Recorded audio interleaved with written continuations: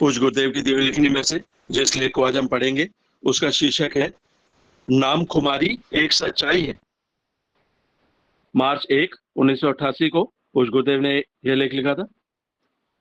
गुरुदेव लिखते हैं, मैं देख रहा हूं इस युग के मानव जब कबीर और नानक की नाम अमल और नाम खुमारी की बात सुनते हैं या पढ़ते हैं तो उन्हें इस बात पर बिल्कुल विश्वास नहीं होता। अपने ज्ञान के अनुसार वे इस बात को ईश्वर के लिए श्रद्धा से काम में लिए हुए अतिशोक्ति अलंकार के अतिरिक्त कुछ भी मानने को तैयार नहीं। मैं लोगों की इस मान्यता के लिए उन्हें दोष नहीं दे सकता हूं, क्योंकि आध्यात्मिक जगत में सात्विक शक्तियों के हास के कारण ही संसार के मानव की यह स्थिति है। मनुष्य ईश्वर का सर्वश्रेष्ठ स्वरूप है। उस परम सत्ता की अभिव्यक्ति मात्र इसी योनि से संभव है। मानव शरीर में ही वह असीम सत्ता अपने पूर्ण विकसित स्वरूप में स्थित है। इसलिए सभी संतों ने इस योनि को दुर्लभ बताया है, परंतु युग के गुणधर्म के कारण असहाय मानव इसका स्वाद नहीं चख पाने के कारण इसको मात्र काल्पनिक या अतिशोक्ति समझ रहा है। मैंने करीब 3000 पर्चे प्रत्यक्षानुभूति और साक्षात्कार तथा नाम खुमारी के बंटवाए। पर्चे के अंत में यह बात स्पष्ट रूप से छापी गई थी कि जो भी भाई बहन प्रत्यक्षानुभूति और नाम खुमारी के संबंध में अपनी जिज्ञासा शांत करना चाहे, स्वयं सत्संग में सम्मिलित होकर देखें। मुझे यह देखकर अचंभा हुआ कि स्वामी राम सुखदास जी के प्रवचन सुनने वालों को भी इसका विश्वास नहीं हुआ। मात्र एक जिज्ञासु ही मेरे पास आ सका, परंतु जो एक जिज्ञासु आया मैं उससे पूर्ण संतुष्ट हूँ। वह इस पद का राही होना इस बात का स्पष्ट प्रमाण है कि मात्र भारत में ही उस परम सत्ता की आखिरी चिंगारी बची हुई है, जिसको प्रज्वलित करके संसार भर में वह सात्विक प्रकाश फैलाया जा सकता है। मुझे जो स्पष्ट इशारा था वह सही निकला कि यह प्रकाश सर्वोच्च लोक से आ रहा है, अतः पहले उन्हीं लोगों को चेतन करेगा। इस प्रकार संसार के शक्ति संपन्न बुद्धिजीवी लोग जब इस प्रकाश से चेतन होंगे तो नीचे इसका प्रकाश सहज ही फैल जाएगा। मेरी प्रत्यक्षानुभूतियां और परम सत्ता का आदेश ठीक मेल खा रहा है। देश में जो तमस व्याप्त है उसके बारे में श्री अरविंद ने लिखा है। यह कई कारणों से है। हिंदुस्तान में अंग्रेजों के आने से पहले ही तामसिक प्रवृत्तियों और छिन्न भिन्न करने वाली शक्तियों का जोर हो चला था। उनके आने पर मानो सारा तमस ठोस बनकर यहाँ जम गया। महर्षि अरविंद। कुछ वास्तविक काम होने से पहले यह जरूरी है कि यहाँ जागृति आए। तिलक, दास और विवेकानंद इनमें से कोई साधारण आदमी न थे, लेकिन इनके होते हुए भी तमस बना हुआ है। महर्षि अरविंद की उपर्युक्त बात से यह बात स्पष्ट होती है कि अंधकार इतना ठोस बनकर जम गया है कि उस अधिमानसिक देव के अवतरण के अलावा अब इसका कोई इलाज नहीं बचा है। मेरे विचार से भी इस प्रकाश का सबसे पहले भारत में फैलना जरूरी है। श्री अरविंद को भगवान ने अलीपुर जेल से छूटने से पहले जो आदेश दिया था उसका भी यही अर्थ निकलता है। भगवान का आदेश था कि तुम बाहर जाओ तो अपने देशवासियों को कहना कि तुम सनातन धर्म के लिए उठ रहे हो। तुम्हें स्वार्थ सिद्धि के लिए नहीं अपितु संसार की भलाई के लिए उठाया जा रहा है। जब कहा जाता है कि भारतवर्ष महान है तो उसका मतलब है कि सनातन धर्म महान है। इससे स्पष्ट है कि संसार को आकर्षित करने के लिए पहले भारत का उठना, चेतन होना जरूरी है। इसके बिना संसार को चेतन करना बहुत कठिन काम है। हम देखते हैं कि हमारे आम देशवासियों की एक प्रवृत्ति बन गई है कि वे पश्चिमी जगत की आंख बंद करके नकल करने में लगे हैं। दूसरी तरफ पश्चिमी जगत के लोग भारत की गलियों की खाक छानते हुए शांति की खोज कर रहे हैं। बहुत ही विचित्र स्थिति है। जिस अपार सात्विक धन के हम मालिक हैं, उन्हें तो इसका कुछ भी ज्ञान नहीं और समुद्रों पार से आकर विदेशी उसकी खोज कर रहे हैं। बहुत ही अजीब स्थिति है। गुरुदेव आगे लिखते हैं, मुझे अच्छी तरह याद है ऋषिकेश में मुनि की रेती में गंगा के किनारे में खड़ा था। इतने में कुछ विदेशी भगवा वस्त्र पहने वहां आकर खड़े हो गए। थोड़ी ही देर में कोट पैंट धारी कुछ सज्जन सपरिवार वहां आ गए। उनमें से एक सज्जन ने अंग्रेजी भाषा में उन विदेशियों से बात शुरू कर दी। क्योंकि मैं भी पास ही खड़ा था, इसलिए मैं भी सुनने लग गया। हिंदुस्तानी सज्जन ने कहा कि आप लोग बहुत समझदार और सभ्य लोग हैं।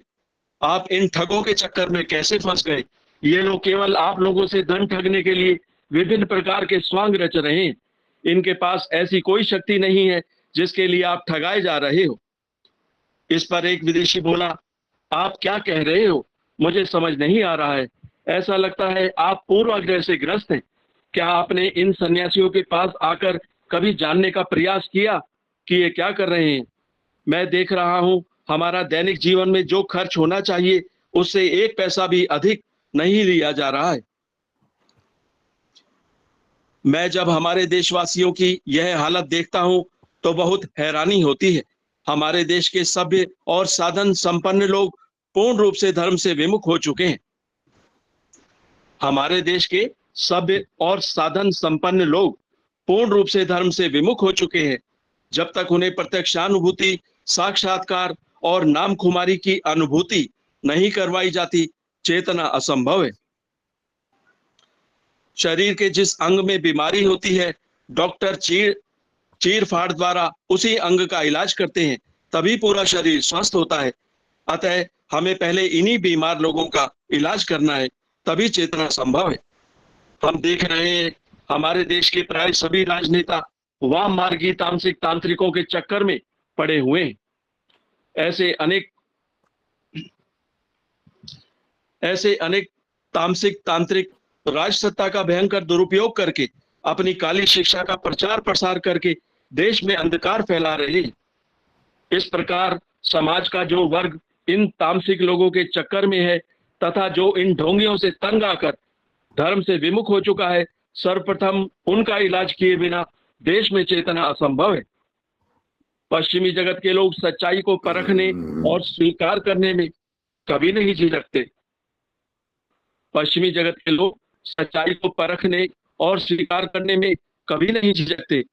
सबसे कठिन काम तो पूर्वाग्रह से ग्रस्त तथा कथित सभ्य और संपन्न लोगों का इलाज करना है। इनका इलाज होने पर पूरा शरीर स्वस्थ हो जाएगा। सत्ताधारी और इन संपन्न और सभ्य लोगों की कोई अधिक संख्या नहीं। जब वह परम सत्ता सक्रिय रूप से संसार के सामने प्रकट होकर अपना कार्य शुरू कर देगी तो अंधकार के दूर होने में कोई देर नहीं लगेगी। मुझे स्पष्ट बता दिया गया है कि हर परिवर्तन का समय सुनिश्चित है। समय आने पर सारी परिस्थितियां अनुकूल होकर थोड़े प्रयास से सारे कार्य संपूर्ण हो जाएंगे। सारे कार्य संपूर्ण हो जाएंगे। जय गुरुदेव, जय दादा गुरुदेव, जय गुरुदेव सभी को। जय गुरुदेव सभी गुरु भाई बहनों को। जिनके भी जिज्ञासा या प्रश्न उत्तर हैं उनका उत्तर थोड़ी देर बाद में सेशन में हम करेंगे चर्चा। अभी फिलहाल गुरुदेव की जो दिव्य लेखनी विनोद जी भाई साहब के द्वारा पढ़ी गई उसके संदर्भ में कुछ बात की जाए। जैसा कि भाई साहब ने आज जिस लेखनी का वाचन किया उसका शीर्षक है नाम खुमारी एक सच्चाई है। तो ये जो सच्चाई है इसका परिचय तो गुरुदेव के साधकों को ही मिल सकता है। जैसा कि जो भी सिद्ध योग का अभ्यास कर रहे हैं उनके द्वारा ये अनुभव किया जाता है कि नाम जो गुरुदेव के द्वारा दिया गया है उससे जो आनंद की अनुभूति होती है, एक अजपाजप की स्थिति बन जाती है। और नाम खुमारी जो नानक देव जी ने और कबीरदास जी ने जिसका वर्णन किया है वो हमारे गुरुदेव के शिष्यों को प्राप्त होती है। लेकिन गुरुदेव का जो आज का विषय यह है कि ये जो नाम खुमारी जो है भारतीय लोग जो पढ़े लिखे लोग हैं या जो संपन्न लोग हैं या जो अन्य धार्मिक जगत के जो लोग हैं वो इस बारे में सुनते हैं तो वो इसे जो है एक तरह से अतिशयोक्ति का विषय, अलंकार का विषय बताते हैं। वह इस चीज की, इस दर्शन की जानकारी के तह में जाने का प्रयास ही नहीं करते। उन्हें यह लगता है कि ऐसा संभव ही नहीं है, ये जो बातें हैं ये काल्पनिक बातें हैं।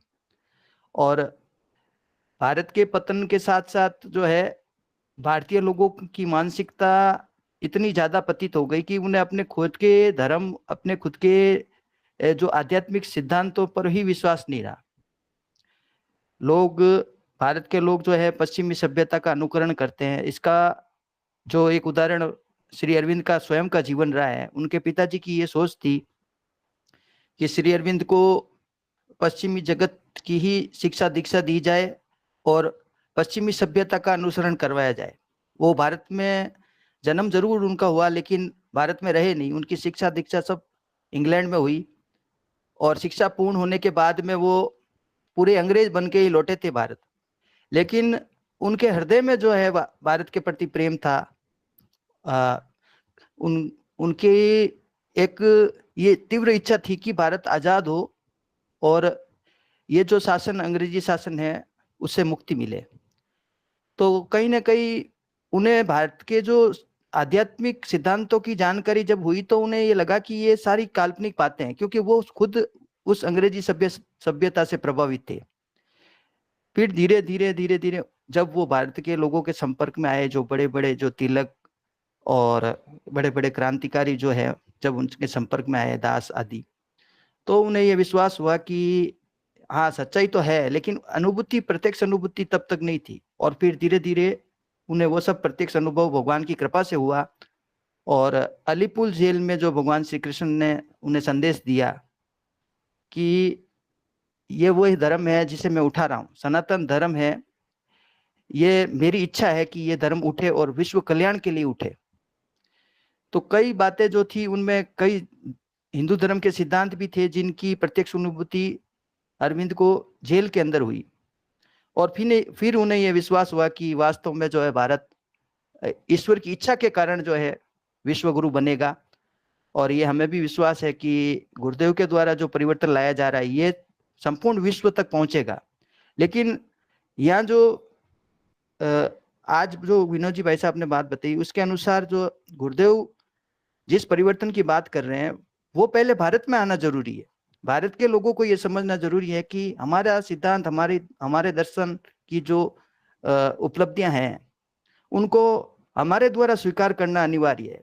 पश्चिम के लोग तो स्वीकार करने के लिए तैयार है, लेकिन हमारे यहाँ के लोग ही जो वेस्टर्न कल्चर को फॉलो कर रहे हैं वो इतने ज्यादा ऑब्सेस्ड है कि वो ये विश्वास ही नहीं कर रहे कि ऐसा परिवर्तन भारत के द्वारा लाया जा सकता है। तो ये हमें एक मिशन के रूप में जो लोगों के अंदर जो भ्रांति है उसे दूर करने का प्रयास करना चाहिए। और ये प्रयास हम कर रहे हैं और हमारे साथ ईश्वरीय शक्ति है, गुरुदेव की शक्ति है, एक ठोस आधार है हमारे पास कि ये परिवर्तन कैसे आएगा। तो हमें एक प्रयास के रूप में सभी लोगों तक इसका मैसेज देना चाहिए। और गुरुदेव ने कहा कि जब उच्च वर्ग, संपन्न वर्ग के लोग जो हैं वो इस चीज को स्वीकार करेंगे ना, तो फिर पीछे जो उनके फॉलोवर्स हैं, उनको जो फॉलो करते हैं, वो भी इस चीज को स्वीकार करेंगे। तो कहीं ना कहीं हमारे जो बौद्धिक वर्ग के लोग हैं, राजनेता भी हैं, तो ये सारे लोग जब इन लोगों को इस दर्शन की जानकारी मिले और उनको ये अनुभूति हो कि वास्तव में ये सच्चाई है, तो कहीं ना कहीं जो है वो इस चीज को स्वीकार भी करेंगे। क्योंकि वो खुद भी इस चीज को, ऐसी चीज की तलाश में है, लेकिन उन्हें पता नहीं है कि ये कैसे होगा और कब होगा।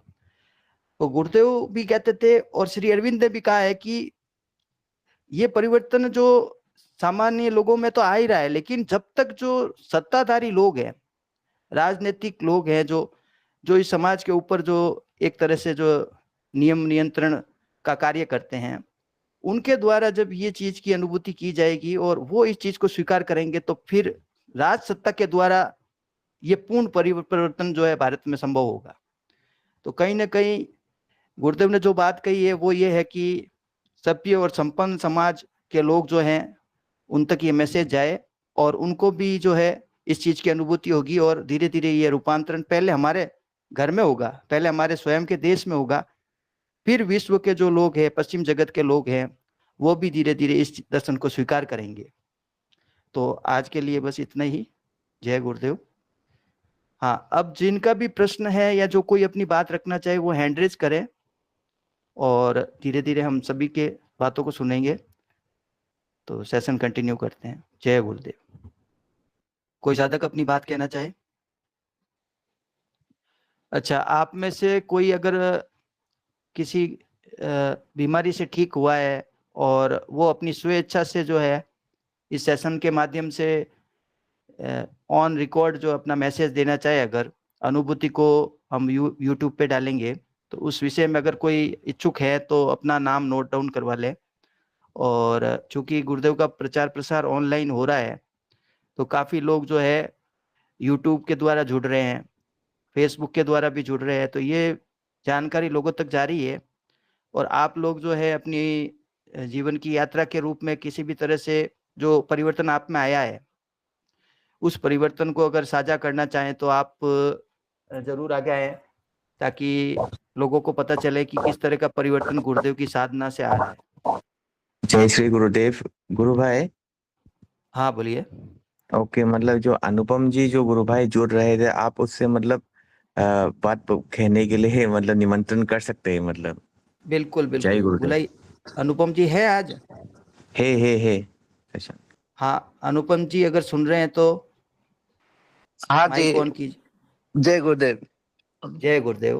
हाँ, हाँ तो भाई साहब, कहाँ से हैं आप? मैं हूँ असम से। अच्छा मैं अच्छा वैसे मैं रहता हूँ बैंकॉक में। तो अच्छा। मैं यहाँ पे 12 साल से हूँ, 12-13 साल से हूँ, यहीं पे सर्विस कर रहा हूँ।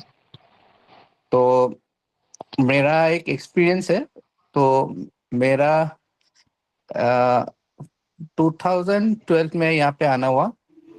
तो 2013-14 में मेरा एक प्रॉब्लम हो गया, तो वो है बैक्टीरियल इन्फेक्शन हुआ था मेरा। तो वो बैक्टीरिया एक्चुअली एच पायरेली बोल के एक बैक्टीरिया है। तो उससे इन्फेक्शन होके मतलब एंटीबायोटिक मतलब वो लोग प्रिस्क्राइब करते हैं डॉक्टर्स। तो जैसे ही एंटीबायोटिक प्रिस्क्राइब किया फिर ठीक हो जाता है। फिर वैसे वैसे हर बार रिपीट हो रहा था, मतलब ठीक नहीं हो रहा था। तो धीरे धीरे धीरे धीरे कंडीशन वर्स हो गया। फिर डॉक्टर ने मतलब वो टेस्टिंग करने के लिए बोला। जब टेस्टिंग किया बायोप्सी करके तो बोला कि ये बैक्टीरिया मतलब एंटीबायोटिक रेसिस्टेंट हो गया, तो अभी एंटीबायोटिक भी काम नहीं देगा। तो उसके बाद मैंने इंडिया में अपोलो हॉस्पिटल में भी गया था। तो वहाँ भी सेम वो लोग एंटीबायोटिक दिए थे, सेम एंटीबायोटिक। तो आखिर में कुछ मतलब सॉल्यूशन हुआ नहीं।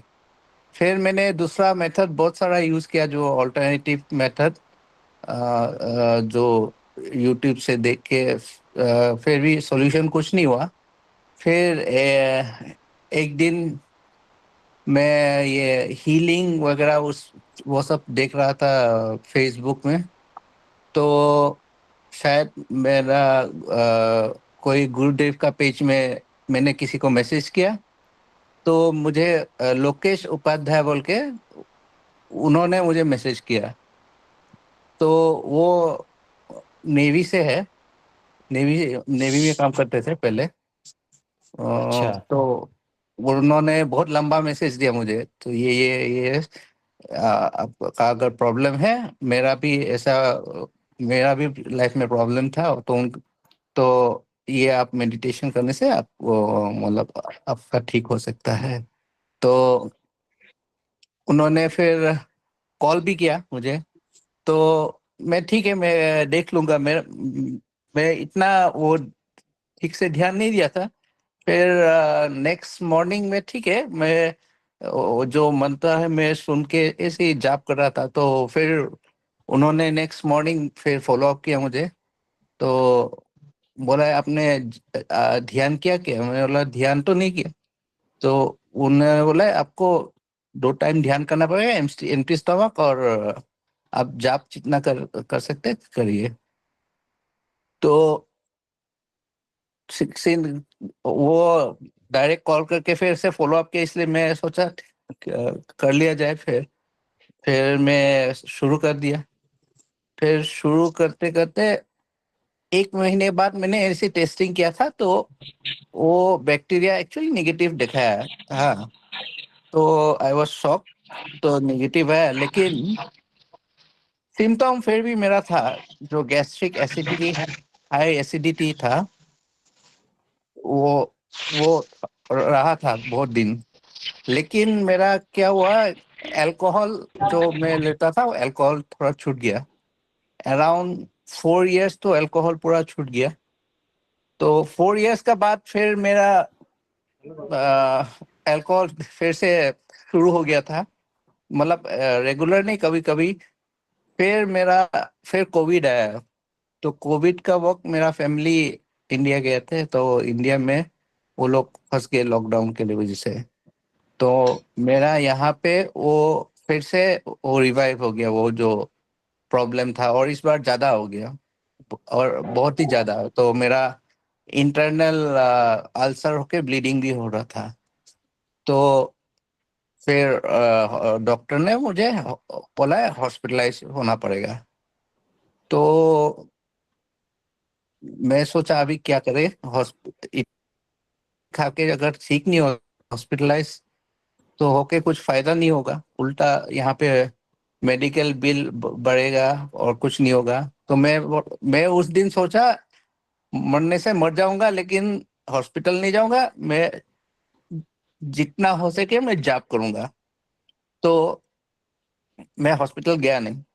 तो मैं कम से कम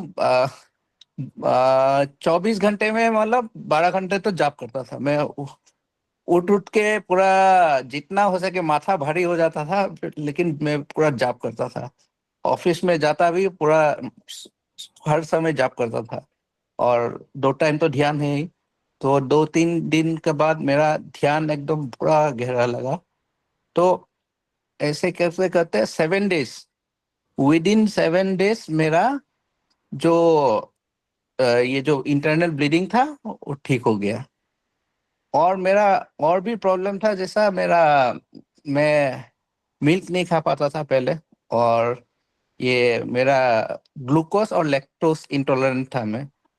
तो वो 7 डेज इतना जाप गया। फिर उसके बाद धीरे धीरे मैं चाय भी पी सकता हूँ, मैं रोटी भी खा सकता हूँ, मतलब सारा वो एक ही साथ चला गया। तो तब से अभी तक मैं it's like my second life.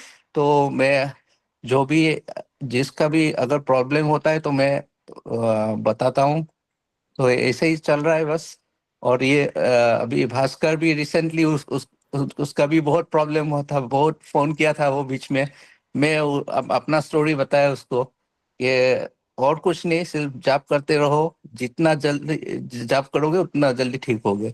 तो अभी भास्कर भी ठीक हो गया है। तो उसका भी सेकेंड लाइफ है। सो वही है, मैं सबको बताना चाहता हूँ कि आपका अगर कोई प्रॉब्लम है, अगर बहुत अ, अ, मतलब ये नॉन, अगर कुछ दवाई से ठीक नहीं होने वाला डिजीज है, जितना हो सके जाप कीजिए, ठीक हो जाएगा। जय श्री गुरुदेव भैया, बीच में बोल रही हूँ, वो जोधपुर से लाइव दर्शन करवाएंगे नीतू, उनका कैमरा खोला, फिर वो वहां से निकलेंगे। ओके। ओके ओके, बहुत बढ़िया अनुपम जी, बहुत जी, बहुत धन्यवाद आपका। और आप ऐसे ही जुड़े रहें ठीक है। और सबको प्रेरित करते रहे। जय गुरुदेव। जय गुरु। ठीक है, सेशन का समय हो रहा है। वैसे और कोई गुरु भाई अपनी बात रखना चाहे? ठीक है, पीके सिंह जी भाई साहब। जी सर, जय गुरुदेव आप सभी को। जय गुरुदेव सर। कोई वंदना गा दें आप तो थोड़ा जी अच्छा सुना रहा हूँ, रहेगा। जी सुना रहा हूँ, आप लोग आनंद लें। जब तक दूजी आस है, मिटे नहीं की प्यास, गुरु कृपा तब तक नहीं, भीतर नाई प्रकाश। जब तक दूजी आस है, मिटे नहीं की प्यास, गुरु कृपा तब तक नहीं भीतर नाही प्रकाश। गुरु कृपा से साधना, गुरु कृपा से ध्यान, गुरु कृपा से हरि भजन, गुरु कृपा से ज्ञान, गुरु कृपा से हरि भजन, गुरु कृपा से ज्ञान। रंग दो अपने ही रंग में गुरु जी, रंग दो अपने ही रंग में गुरु जी। नाम सुमिरन तुम्हारा करूँगा, रंग दो अपने ही रंग में गुरु जी। नाम सुमिरन तुम्हारा करूँगा, नित्य करता चरण बंदना हूँ, नित्य करता चरण बंदना हूँ। ध्यान निस दिन तुम्हारा करूँगा, रंग दो अपने ही रंग में गुरु जी। नाम सुमिरन तुम्हारा करूँगा, नित्य करता चरण बंदना हूँ। ध्यान निस दिन तुम्हारा करूँगा, नित्य करता चरण बंदना हूँ। ध्यान निस दिन तुम्हारा करूँगा, नित्य मस्तक तुम्हारे चरण में रहे, बस यही है हमारा ठिकाना। नित्य मस्तक तुम्हारे चरण में रहे, बस यही है हमारा ठिकाना।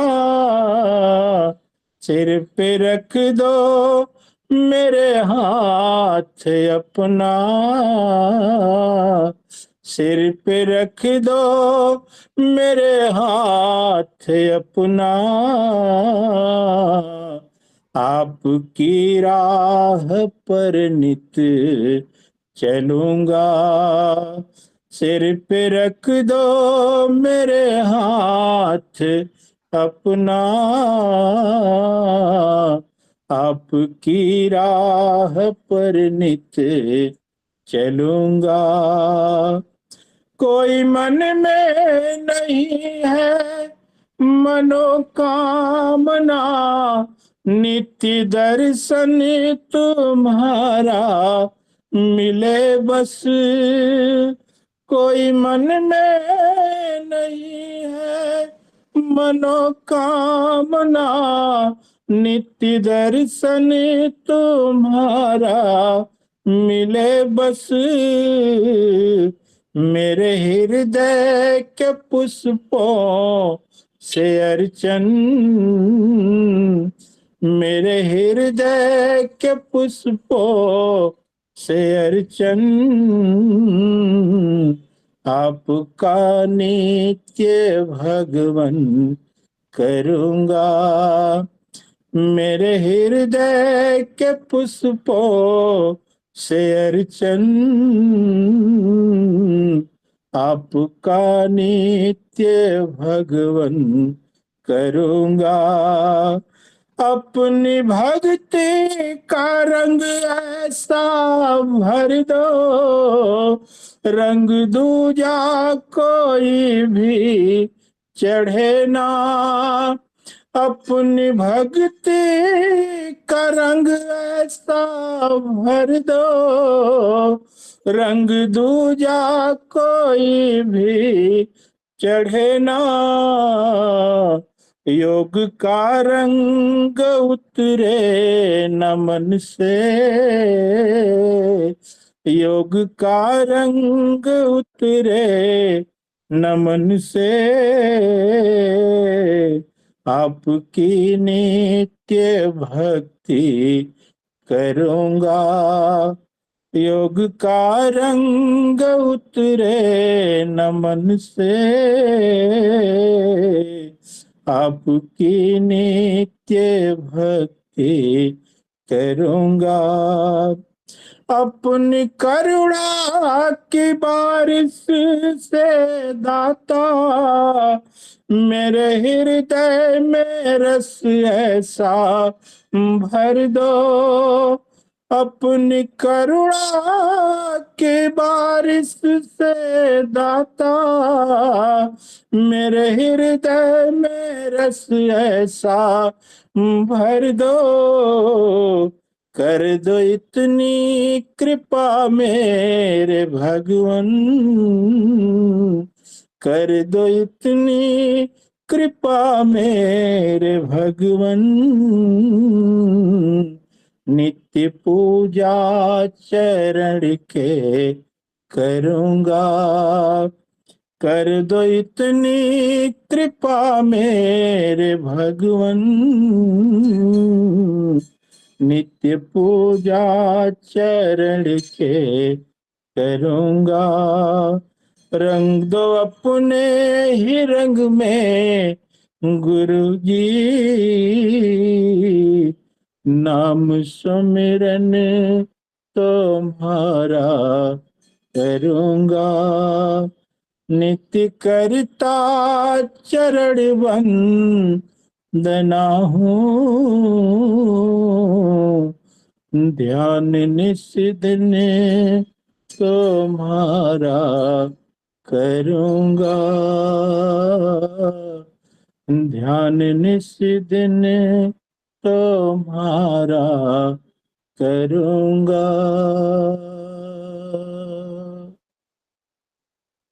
प्रेम से बोलिए कल की भगवान जय की हो, जय हो। जय हो, जय हो।